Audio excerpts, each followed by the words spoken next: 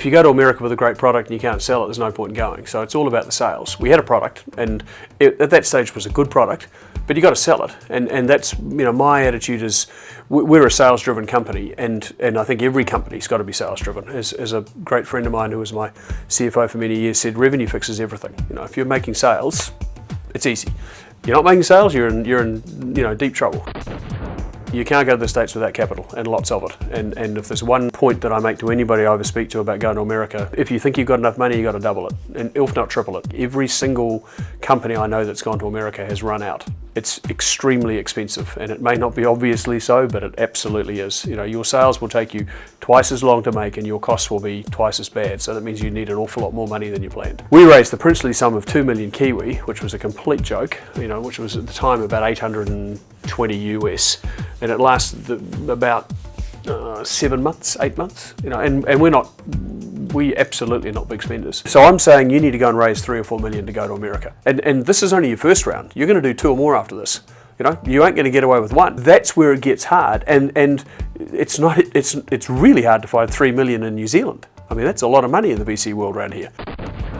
If we'd actually gone to America in 2000 and tried to raise money like we did back here, we would have been turned away, because it was like a call center product. So what? There's dozens of them. We don't need any more, so we're not going to fund you. You need to do lots of research before you go there, because look, you think you've got a great product in New Zealand, you've been successful, you've sold 50 systems, you go to America and find out there's 20 just like you, and they all speak the language, they've all been there, they're established, they've got a customer base. It's like, well, what's different about you? Kiwi companies are often thinking they've got a fantastic idea when it's not that new. And that's why often when a Kiwi company goes to America and goes to a VC, and they're astounded as to why the VC's not all excited about it. And the VC's sitting there going, I've seen 5 of these.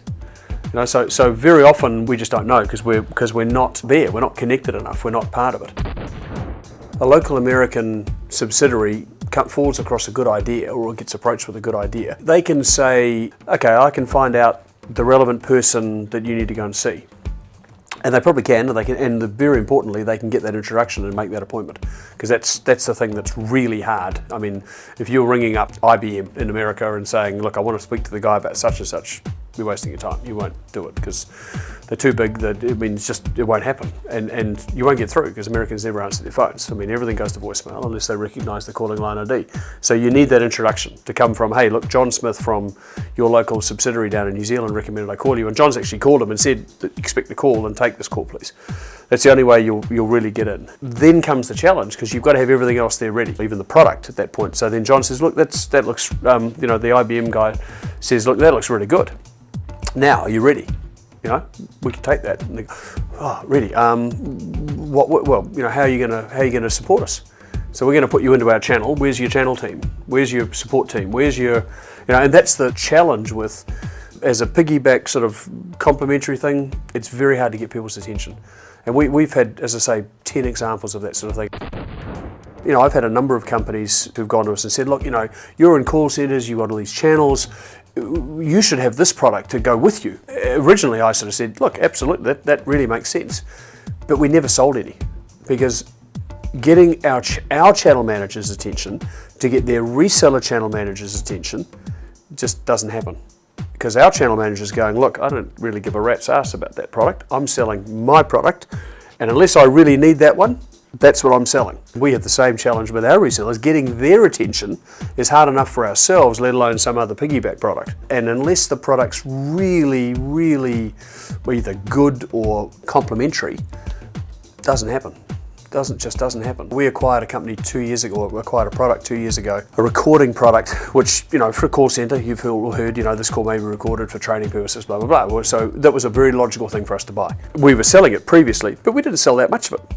And I could never figure out why not. It was an absolutely logical product for us to be selling just about every time, but we didn't. And we didn't actually start to sell a lot of it until we acquired it, because suddenly the channel manager went, oh, that's ours, right. Now I'm going to go and sell it. From New Zealand in a software company. Americans all think it's 12 time zones away, 18 hours on a plane, you've got to go via South Africa to get there. They've got no idea. All they know is they think it's a very, very long way away. So we did originally, a few times, and but we don't ever refer to New Zealand anymore. They obviously hear the accent, so we say New Zealand, but we don't say, oh yeah, we develop it down there. hiring Americans early on is important. We'd been there about a year and a half, and one of our employees had an accident on the way home. My sales manager rang me up and he said, "Have we got non-owned auto?" I said, "What are you talking about?" He said, "Have we got non-owned auto?" You're going to have to explain that. Non-owned auto insurance, have we got it as a company? What's that? Well, you've got to insure your company's vehicles until they get home. What? Where did that come from? Because you're liable as the employer until they get home. And there's a policy you can buy for it, but we didn't have it because I didn't know about it. And he'd forgotten, he'd just assumed that I knew because he came in after about 9 months up there. And but there's so many things you don't know what you don't know.